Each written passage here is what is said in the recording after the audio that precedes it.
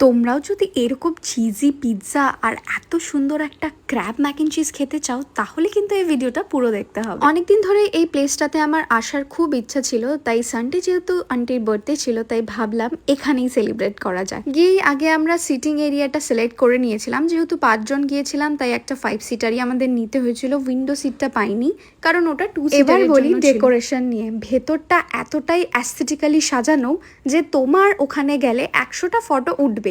এরপরে আমরা অর্ডার করেছিলাম ওদের চিকেন মেক্সিকান পিৎজা, নেক্সট ছিল বাবল প্রন আর এই চিকেন ম্যাঙ্গো পিৎজাটা।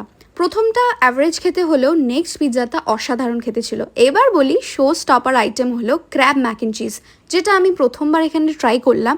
আর এর মধ্যে কিন্তু ক্র্যাব আর প্রন অনেকটা পরিমাণেই দেওয়া ছিল, তবে বাবল টিটা যেটা আমি অর্ডার করেছিলাম সেটা একদমই খেতে ভালো ছিল না।